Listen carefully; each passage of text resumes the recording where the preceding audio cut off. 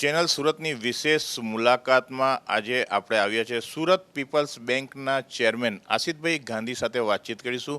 છેલ્લા કેટલાક સમયથી બેંકોની શું પરિસ્થિતિ છે, બેંકની હાલની પરિસ્થિતિ શું છે તે બાબતે સુરત પીપલ્સ કોઓપરેટિવ બેંકના ચેરમેન આશિષભાઈ સાથે વાતચીત કરી. આશિષભાઈ, શું લાગી રહ્યું છે? કોવિડ-19 પહેલાં બેંકોની શું પરિસ્થિતિ હતી અને હાલમાં શું પરિસ્થિતિ છે? નમસ્કાર. કોવિડ-19 પહેલાં જે સહકારી બેન્કો હતી તેમાં વેપાર ઉદ્યોગમાં મંદી હતી જ, અને એને કારણે સહકારી બેન્કો પર અસર થઈ હતી. ધિરાણમાં ખૂબ મોટી અસર થઈ હતી, કારણ કે ઉદ્યોગ ધંધા મંદ પડી ગયા હતા, એક તો જીએસટી અને નોટબંધી બેને કારણે. પરંતુ અમારી જે સહકારી બેન્કો છે તે ડિપોઝિટ અમે 1% વધારે આપીએ છીએ, એને કારણે ડિપોઝિટમાં બહુ મોટી અસર થઈ નહીં, પણ ધિરાણ પર ખાસી અસર થઈ. બીજી જે અમારી અસર થઈ તે સેવિંગ્સ એકાઉન્ટ અને કરંટ એકાઉન્ટ પર મોટી અસર થઈ, એ ઓછા થવા મળ્યા. એટલે છેલ્લા 2-3 વર્ષમાં જે સહકારી બેન્કો જે પવન વેગી ચાલતી હતી ને, તેમાં ખાસો એવો બ્રેક આવી ગયો હતો, અને કોરોનાએ તો કમર તોડી કાઢી, ખાસ કરીને ઉદ્યોગોની કમર તોડી કાઢી. એને કારણે એનો ડાયરેક્ટ અસર સહકારી બેન્કો પર પડી. મને એમ લાગે છે કે આ રીતે જો તરત જો ચેતનવંતું નહીં થાય આખું તંત્ર અને ઉદ્યોગોને વેપાર ધંધા, તો અમારી સહકારી બેન્કોના એનપીએ પર ખાસી અસર પડશે એવી અમને દહેશત છે. કારણ કે લોકોના ધંધા શરૂ થાય તો એ રીપેમેન્ટ કરે ને, અને બેંકનું રીપેમેન્ટ તો સૌથી અગત્યનું છે. એ લોકો બીજી જગ્યાએ ખર્ચાઓ વાળે એના કરતાં બેંકના રીપેમેન્ટ કરશે તો અમારો આરબીઆઈનો રૂલ એવો છે કે 3 મહિના થઈ જાય એટલે એ ખાતું એનપીએ થઈ જાય. એટલે તમે આ મહિને ચૂકી જાઓ હપ્તો ભરવાનો તો આવતા મહિને ચાલે, આવતા મહિને ચૂકો તો ત્રીજે મહિને, એટલે 90 દિવસ સુધી ચાલે. પછી એનપીએ થઈ જાય. એનપીએ થઈ જાય એટલે એને પછી આખા ઇન્ડિયામાં કોઈ જગ્યાએ બીજી લોન મળે નહીં, અને બેન્કોને એનપીએ થાય પછી વધારે પ્રોબ્લેમ થાય.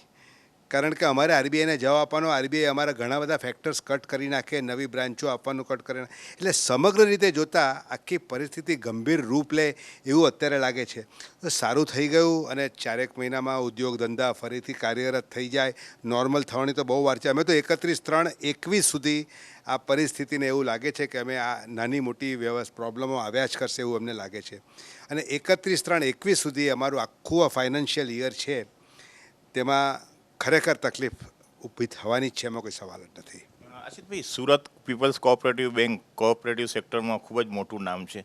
તમને શું લાગી રહ્યું છે કે લોકડાઉનના 70 દિવસ પછી તમે બેંકમાં શરૂઆત કરી છે, કેટલી અસર તેની જોવા મળી, અને થાપણદારો અને સેગમેન્ટની કેટલી અસર જોવા મળી છે? જો ફરીથી કહું કે થાપણોમાં સુરત પીપલ્સ બેંક પર લોકોનો અભૂતપૂર્વ વિશ્વાસ છે. થાપણો ઓછી થઈ છે, પરંતુ એમાં કોઈ પ્રોબ્લેમ નથી. અમારા બેંકના અમારા પોતાના પૈસા પણ પુષ્કળ છે. એટલે ઓન ફંડ જે કહેવાય ને, એ 600-700 કરોડ રૂપિયા અમારી પાસે છે. એટલે આ બેંકને બીજી કોઈ તકલીફ પીપલ્સ બેંકને નથી, નાની સહકારી બેંકોને ચોક્કસ તકલીફ પડશે. એનો બીજો એક ફેક્ટર તમને કહું, ટેકનોલોજીના ખર્ચાઓ બહુ મોટા થઈ ગયા છે. તો તમે આના ચેનલ દ્વારા તમે એક મેસેજ આપજો કે સરકાર નાની બેંકોને, અમને પણ દરેક સહકારી બેંકને નાની મોટી કેપિટલ સબસિડી ટેકનોલોજી અપગ્રેડેશન માટે આપે.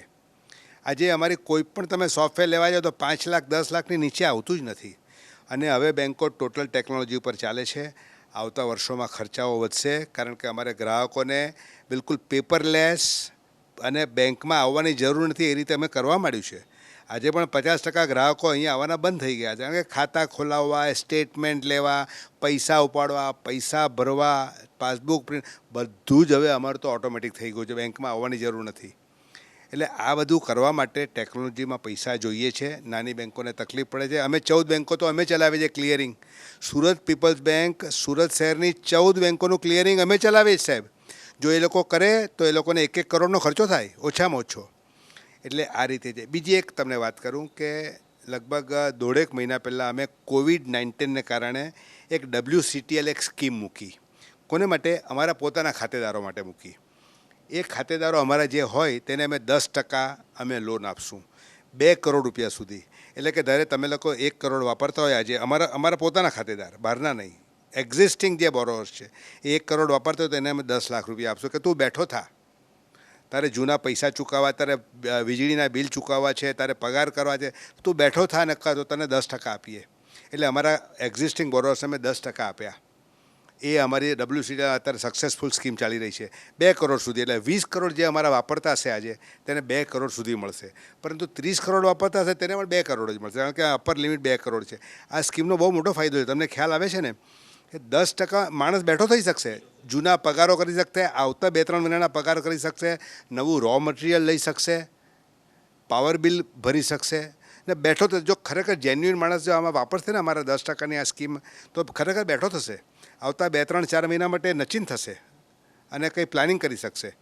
સરકારે એક ગાઈડલાઈન બહાર પડી છે કે ગરીબ મધ્યમ વર્ગના લોકોને 1 લાખ સુધીની લોન તમામ બેન્કો આપશે. તો એના માટે તમે શું કહેવા માંગો છો? કેમ કે ઘણા લોકો હજુ પણ ગૂંચવણમાં છે કે બેંકમાં જઈએ તો બેંકમાં ફોર્મ નથી મળતા, બેંકવાળા કે ઓનલાઈન પર તમે ભરી દો, અને ડોક્યુમેન્ટ, જામીન, આ બધા વિવાદો પણ છેલ્લા ઘણા સમયથી ચાલી રહ્યા છે. એ વિશે તમારું શું કહેવું છે?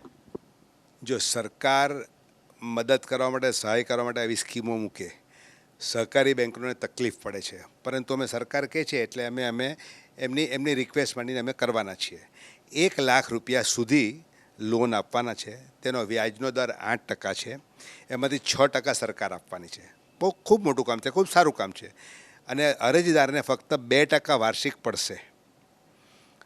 બીજું કે બીજી બધી જે પ્રોસેસ કરવાનો, પ્રોસેસ ફી 0, સ્ટેમ્પ ફી બધું સરકારે માફ કરી દીધું છે, કંઈ કરવાનું નથી. એટલે અરજદારને ફક્ત 2% વર્ષે લોન પડશે 1 લાખ સુધી. જે પ્રમાણે હવે અમે પગારદાર હોય જેનો 20,000 પગાર હોય તો અમે 4 ગણો એટલે 80,000 આપશું, લાખ રૂપિયા નહીં આપીએ. જે કેસ ટુ કેસ જોઈને અમે 1 લાખ સુધી લોન આપશું. 8%, બેંકને 8% મળશે, 6% એમાંથી સરકાર અમને આપી દેશે, 2% અરજદારને પડશે. 36 મહિનાની લોન છે, પહેલાં 6 મહિનામાં કંઈ આપવાનું નથી. હવે 6 મહિનામાં RBIનો નિયમ એવો છે કે મેં તમને આગળ કહું તેમ 3 મહિનામાં ખાતું NPA થઈ જાય, એટલે અમે એની ગોઠવણ કરી છે. 3 મહિના પછી આ લોકો જે 1 લાખવાળા NPA નહીં થઈ જાય એ અમે બેંક પોતપોતાની વ્યવસ્થા કરશે, દરેક સહકારી બેંક. હવે રહ્યું ધિરાણમાં જામીન, એમાં સરકારે અમને 2 જામીન લેવાના કયા છે. એમાં પણ દરેક બેંક પોતપોતાની રીતે જોશે. અમે પ્રોપર્ટી નથી લેવાના, સરકાર ના કહે છે. એટલે જે મોટી લોન, રેગ્યુલર લોન આપીએ છીએ તેમાં જે પ્રોબ્લેમ્સ આવે છે કે પ્રોપર્ટી લઈ લેવાની, ઘર મિલકત લખાયેલ, એ બધું અમે કોઈ કરવાના નથી. આ લોન રકમ બહુ નાની છે, પરંતુ અમે 2 જામીન લેવાના છીએ. જામીનદાર કેવા હોવા જોઈએ? દાખલા તરીકે કોઈ ઓટોવાળાનો જામીનદાર હોય તો એના માટે કયા કયા પુરાવા? એ પણ એક ગૂંચવણ ઊભી થઈ છે મધ્યમ વર્ગને. જો જામીનદારોમાં તો છે ને, અમારા એક્ઝિસ્ટિંગ બોરોઅર્સ હશે તો અમે થોડા લિનિયન્ટ રહીશું, કારણ કે અમારા એક્ઝિસ્ટિંગ બોરોઅર 5-10 કરોડ વાપરતા હોય, એ 1 લાખ રૂપિયા માટે અમારા જામીન થાય તો અમને વાંધો નથી. પરંતુ કોઈનો રેફરન્સ હોય, હવે અમે તો ત્યાં સુધી ગયા છે કે ભાઈ મારો જનરલ મેનેજર છે કે મારો મેનેજર છે, એનો દૂધવાળો છે, તો અમારો મેનેજર સહી કરી આપશે, અમારો સ્ટાફ સહી કરી આપશે, તો એ પણ અમે ચલાવીશું. અમે બને એટલી સરકારને મદદ કરવાની કોશિશ કરશું, પણ એક વસ્તુ યાદ રાખજો, સહકારી બેંકને સરકાર કોઈ પૈસા આપતું નથી. PSU બેંક સૂઈ જાય તો લાખો કરોડ રૂપિયા સરકાર પાછળથી સપોર્ટ કરે છે. સહકારી બેંકના તો તમારા જેવાના ડિપોઝિટ, ફિક્સ ડિપોઝિટના પૈસા અમારી પાસે છે ને, એ જ અમારે વાપરવાના છે. એટલે એ અમે બહુ સિક્યોરિટી, અમે સખત સિક્યોર રહીશું આ પૈસા આપવા માટે, એ વાત ચોક્કસ છે. અને સાથે સાથે સરકારની જે વિનંતી છે તે એ મદદ પણ કરતા રહીશું. બેનો વચલો રસ્તો કાઢીને નાના માણસોને મદદ થાય એવું અમે ચોક્કસ કરવાના છીએ. અચ્છા, એવું નથી લાગતું કે લોકડાઉનની પરિસ્થિતિ, આપણે નોટબંધી, GST અને ત્યારબાદ હવે લોકડાઉનની પરિસ્થિતિના કારણે કોઓપરેટિવ સેક્ટરમાં કેટલીક બેન્કોને થોડા દિવસોમાં હવે તાળા લાગી જશે, એવું નથી લાગતું? હવે એ એકદમ કહી શકાય નહીં, મારા નાના ભાઈઓ છે, પરંતુ બહુ મોટી મુસીબતો પડશે. કારણ કે જો ધિરાણ બહુ ઓછા થઈ ગયા, ધિરાણ તો અમારી મોટી બેંકોનો પણ ઓછા થઈ ગયા છે. લોકો પાસે ઉદ્યોગ ધંધા નહીં હોય તો પૈસા લેવા કેવી રીતે આવે? ખોટી વધારાની જવાબદારી શું કામ લે? નાની બેંકોમાં ધિરાણ પર અમારે કમાવાનું છે. ડિપોઝિટ્સ તો અમારા નામ પર અમને મળતી રહેશે. ખ્યાલ આવ્યો? ડિપોઝિટ તો બધી બેંકોને પણ નાની મોટી મળશે, પણ એમાં પણ રિન્યુઅલ ઓછા થશે, ડિપોઝિટનો ઓછા થશે. ખાસ કરીને અમારા સેવિંગ્સ એકાઉન્ટ અને કરંટ એકાઉન્ટમાં બહુ મોટો ફટકો પડવાનો છે. જે એટલા માટે કે સેવિંગ્સ એકાઉન્ટ છે ને, અમે 4% વ્યાજ આપીએ છીએ, એટલે જે સેવિંગ્સ એકાઉન્ટના પૈસા અમને સારા લાગે છે. કરંટ એકાઉન્ટમાં 0% છે, એટલે કરંટ એકાઉન્ટમાં પડેલા પૈસા પણ અમને સારા લાગે છે બેંકોને, અને એની પર ઘણો બધો વિશ્વાસ, ઘણો બધો અમારો બિઝનેસ એની પર ચાલતો હોય છે. પરંતુ આ બંને અત્યારે ધરખમ રીતે અટકી ગયા છે. સેવિંગ્સ એકાઉન્ટ અને કરંટ એકાઉન્ટમાં આવન જાવન ખૂબ ઓછી થઈ ગઈ છે, કારણ કે ઉદ્યોગ ધંધા નથી. ટૂંકમાં એક જ વાત છે, ઉદ્યોગ ધંધાને સરકાર એકદમ મબલખ રીતે મદદ કરે. કેવી રીતે? સબસિડી તાત્કાલિક રિલીઝ કરે, વધારાની સબસિડી આપે, ટેક્સ બેનિફિટ આપી દે. અત્યારે 2 વર્ષ માટે બધા ટેક્સો માફ કરી દે. આવી ધરખમ રીતે મદદ કરે. આવી નાની છૂટી છવાઈ મદદથી ઉદ્યોગ ધંધાઓ બેઠા થવાના નથી. અસિતભાઈ, તમે ખૂબ જ સિનિયર છો, તમને શું લાગે છે સરકારે જે લોકોને મદદ કરી છે, ટેક્સટાઇલ, ડાયમંડ અને કેટલીક પોલિસી પણ બહાર પાડી છે, એથી લોકોને મદદ પહોંચશે ખરી? તમને શું લાગે? જો મોટા ઉદ્યોગ ધંધાને સરકાર જે કરે છે તેનાથી થોડો ફરક પડશે, ચોક્કસ ફરક પડશે. હવે સરકારનું છે ને બહુ મોટું તંત્ર છે, એ લોકોની રીતે કરતા 20 લાખ કરોડનું પેકેજ બહાર પાડ્યું છે. ગઈકાલે સીઆઈએમાં મોદી સાહેબે ઘણી બધી વાતો કરી અને પોઝિટિવ વાતો કરી. પરંતુ જે નાના ઉદ્યોગ ધંધા છે ને એ લોકોને તમારે મોઢામાં ખાવાનું મૂકવું જ પડે સાહેબ. એમાં તમે બીજું કંઈ નહીં, નાની આડકતરી રીતે નહીં કરી શકો, લોન આપીને એ બધું નહીં કરી શકો. એમાં મોઢામાં ખાવાનું મૂકવું જ પડે નાના ઉદ્યોગને, અને ધમધમતા કરવા જ પડે. એ લોકો કોઈ પણ આડકતરી રીતે લોન લઈને કે જુદી રીતે કે તમને 2 વર્ષનું પછીનો કંઈ સ્કીમ એ રીતે મોટા થવાના નથી, આગળ વધવાના નથી. અસિતભાઈ, બેંક સેક્ટરથી થોડો હટીને એક સવાલ પૂછું છું. સુરત એટલે ડાયમંડ નગરી, સુરત એટલે ટેક્સટાઇલ નગરી. હાલની પરિસ્થિતિ જોતાં એવું લાગે છે કે ટેક્સટાઇલની 75% ડાઇંગો મિલો અને માર્કેટો ગઈકાલથી શરૂ થઈ છે, પરંતુ જ્યારે કાપડ વેચાશે જ નહીં તો ડાઇંગ હાઉસમાં કારીગર જ નહીં હોય તો ડાઇંગનો માલિક ડાઇંગ કેવી રીતે ચાલે? આજે 70 દિવસથી તમામ પાંડેસરા, સચિનમાં ડાઇંગોને તાળા લાગ્યા છે. ખૂબ જ ખરાબ પરિસ્થિતિમાં મિલ માલિકોની પરિસ્થિતિ છે, તો તમે આ વાતને કેવી રીતે જુઓ? જો 2 વાત છે સાંભળવા જેવી છે.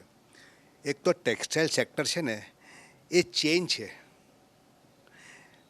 તમારું યાન આવશે, વિવિંગ થશે, પ્રોસેસિંગમાં જશે, પ્રોસેસિંગમાંથી કટપીસ, સાડી, ડ્રેસ મટીરિયલ બનશે, એ સુરતની બહાર જશે, સુરતમાં જશે અને એનું પેમેન્ટ આવશે. તમે વિચાર કરો, 6 સેક્ટર કામ કરે ત્યારે તમારું પેમેન્ટ આવે.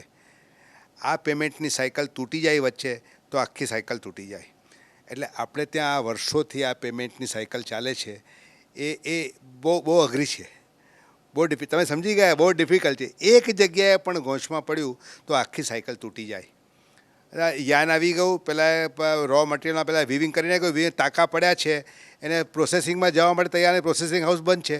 એટલે પ્રોસેસિંગ હાઉસ બની ગયું, એને માલ આવ્યો તો વેપારીને ત્યાં, વેપારીઓ બહાર મોકલશે, ટ્રાન્સપોર્ટ બંધ હોય, વચ્ચે ધમાલ થાય, રાયટ થાય, ટ્રાન્સપોર્ટનો માલ પહોંચે પછી પેલો રિટેલિંગ કરે, કાં તો સેમી રિટેલિંગ કરે અથવા તો સેમી હોલસેલ કરે, એના પૈસા આવે, એ અહીંયા મોકલે. આપણે તો ધારા 3 મહિનાના છે, કોઈ વાર ધારા 6 મહિનાના થઈ જાય છે. આ બધા ધારાઓ હવે બંધ કરવા પડશે. પેમેન્ટનું એક ચોક્કસ નીતિ પેમેન્ટની બનાવવી પડશે. જો પેમેન્ટ તમારું નહીં આવ્યું તો પાછા ઊભા થયેલા ઉદ્યોગોમાં પાછા બેસી જશે. જેમ છેલ્લા 3 વર્ષથી જેમ જીએસટી અને નોટબંધી પછી થયું, પેમેન્ટ ક્રાઇસિસ આવી. તો આ જે ધારા છે પેમેન્ટના દરેક સાયકલ પર, એમાં તમારે બહુ વ્યવસ્થિત તંત્ર ગોઠવવું પડશે. હું ટેક્સટાઇલના વેપારીઓને, મોટા માણસો અને નાના માણસો બધાને હું આ વાત કરું છું. તમને શું લાગે છે આશિતભાઈ કે બેન્કિંગ ક્ષેત્રમાં રોજગારી વધશે કે ઘટશે? બહુ પ્રશ્ન એવો છે કે બેન્કિંગમાં રોજગારી હવે નીકળવાની નથી, કારણ કે કોમ્પ્યુટરાઇઝ થઈ ગઈ છે બેન્કો. એટલે હવે એટલી બધી રોજગારી નીકળે, સિવાય કે અમારા જે કર્મચારીઓ નિવૃત્ત થતા જાય છે તેની જગ્યા પૂરવા માટે અમે લેતા જઈએ છીએ, પણ એ બહુ ખૂબ ઓછા પ્રમાણમાં રહેશે.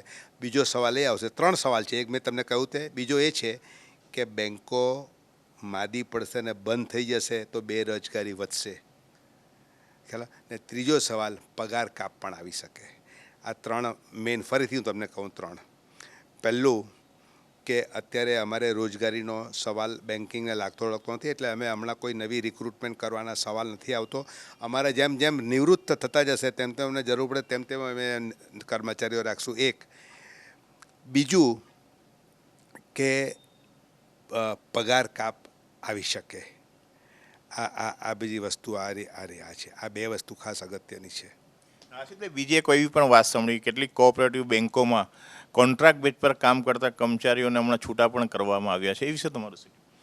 કરવા પડશે, કારણ કે જે રીતે ગઈકાલે પણ અમારે જતીનભાઈએ પણ એમના આર્ટિકલમાં કહ્યું કે કોન્ટ્રાક્ટ બેઝ પર રાખેલા માણસોને અમે છૂટા કરવા પડશે. આમ પણ કોન્ટ્રાક્ટ પર છે ને કાયદા પ્રમાણે કોન્ટ્રાક્ટ પર રાખી શકાતા નથી, પણ અમે વ્યવસ્થિત એ લોકોને આપીએ છીએ પૈસા, એટલે અમને વાંધો નથી આવતો. બેન્કોને, દરેક બેન્કોને, હું સમગ્ર સહકારી બેન્કોની વાત કરું છું, પણ નાની બેન્કોને તકલીફ પડશે અને આ જે કોન્ટ્રાક્ટ પર રાખેલા માણસોને ધીમે ધીમે ક્રમશઃ છૂટા કરતા જવા પડશે. અને એ લોકો માટે આ રોજગારી તંત્ર નાની નાની ઊભી થશે, પણ એ તો બહુ ઓછા પ્રમાણમાં છે કોન્ટ્રાક્ટ પર. હા, અમારા આઉટસોર્સિંગ છે કે તમે આટલું કરી નાખો, રિકરિંગ ડિપોઝિટ લઈ આવો, ચેકો લઈ આવો, એ છે. પણ અમારે ત્યાં કોન્ટ્રાક્ટ પર બહુ માણસો નથી, કોઈ પણ બેંકમાં બહુ જ ઓછા છે, રાખી શકાતા જ નથી, રાખતા નથી. ને અમારે જ કામ ચાલે છે અમારા પરમનન્ટ એમ્પ્લોયથી. ભાઈ, છેલ્લો મારો સવાલ શું લાગી રહ્યું છે, સરકાર પાસે બેન્કિંગ સેક્ટરની શું અપેક્ષાઓ છે અને તમે સરકાર પાસે શું રજૂઆતો કરી છે? જો 3-4 જાતની બેન્કોના સેક્ટર છે. એક તો ફોરેન બેન્ક્સ, બીજી PSU એટલે કે સરકારી બેન્કો, bank of Baroda, state bank of India, બધી. ત્રીજી પ્રાઇવેટ બેંક, ICICI, HDFC જેવી. અને ચોથી અમારી સહકારી બેન્કો. સહકારી બેન્કો તો આખા ઇન્ડિયામાં ટોટલના 3% છે. એમનો બિઝનેસ ગણો કે ટર્નઓવર ગણો કે સંખ્યા ગણો, 3% છે. એટલે અમારા કોઈ એની પર હવે અમે જો 10 વર્ષ પહેલાં સરકારે અમારી પાસે ઇન્કમટેક્સ નાખી દીધો. અમારી ATP નામની જે અમારી કલમ હતી તે પછી કાઢી નાખી, એટલે અમને ઇન્કમટેક્સ. પીપલ્સ બેંક દર વર્ષે 20 કરોડ ઇન્કમટેક્સ ભરે છે, 20 કરોડ. હવે એ 20 કરોડ ઇન્કમટેક્સ પહેલાં નહોતો તો અમારા ગ્રાહકોને કામમાં આવતે, અમારા જે ખાતેદારો છે એને કામમાં આવતે, અમારા શેર હોલ્ડર્સ છે એને વધારે ડિવિડન્ડ આપી શકાતે કે વધારે બીજી રીતે આપી શકાતે. પણ હવે ઇન્કમટેક્સ નાખી દીધો, એટલે સહકારી બેન્કોને તો બહુ તકલીફ છે. સરકાર એમાં કોઈ મદદ કરતી નથી, 1 રૂપિયાની. આમ કોઈ બેંક બેસી જાય તો એમાં સરકાર કોઈ પૈસા આપતી નથી. તમને શું લાગે, સરકારમાં તમે કોઈ રજૂઆતો કરી છે લોકડાઉનની પરિસ્થિતિ વખતે? અમે ઘણી કરી છે, અમારા એસોસિએશનમાંથી કરી છે. એટલા માટે આ 1 લાખ રૂપિયાની સ્કીમ આવી, અમે કરી એટલે આ રીતે આપી. પરંતુ સહકારી બેન્કોની પાછળ ઊભા રહેવા માટે સરકાર હોય તો વાત આખી જુદી છે. કારણ કે જેમ PSU બેંકને તમને તો ખબર જ 50,000 કરોડ આપી દીધા કે ભાઈ સ્ટેટ બેંકને તકલીફ પડી કે આને તકલીફ પડી તો આ તકલીફ, આ પંજાબ નેશનલ બેંકને તકલીફ પડી. હમણાં તો LIC મારફત પણ આખું ફંડ આપ્યું યસ બેંકને કે કોઈને. તો એ રીતે અમને સહકારી બેંકોને મદદ કરે તો બહુ જ સરસ. તો પછી કોઈ બેંક માદી પડે જ નહીં, તરત બેઠી થઈ જાય. એટલે એ અઘરું છે અમે સરકાર માટે. સહકારી બેંકોને આડકતરી રીતે મદદ કરે ને, મેં તમને કહું, ટેકનોલોજીમાં અમને મદદ કરે, અમારા ખર્ચાઓમાં સબસિડી આપે, ટેકનોલોજી અપગ્રેડેશનમાં મદદ કરે અમને. ધારો કે મારે 50 લાખ રૂપિયાનું ટેકનોલોજીમાં અપગ્રેડેશન કરવું છે તો સરકાર અમને આપે 20%, 30%, 40% સબસિડી આપે, તો અમારો ખર્ચો એટલો ઓછો થાય. અથવા તો 1%, 2%, વાર્ષિક 1%, 2%ની અમને લોન આપે ટેકનોલોજી ખરીદવા માટે, ખાસ કરીને નાની બેન્કોને. દર્શક મિત્રો, આ હતા સુરત પીપલ્સ કોઓપરેટિવ બેંકના ચેરમેન આશિતભાઈ ગાંધી સાથે આપણે વાતચીત કરી. કોઓપરેટિવ બેંકોની સેક્ટરની શું પરિસ્થિતિ છે, હાલમાં સરકાર તેઓના પાસે શું અપેક્ષા રાખે છે, તેઓ સરકાર પાસે શું અપેક્ષા રાખે છે, તે તમામ વિશે આપણે તેમના સાથે ચર્ચા કરી. કેમેરામેન પાર્થ સાથે વહાબ બેલીમ, સુરત.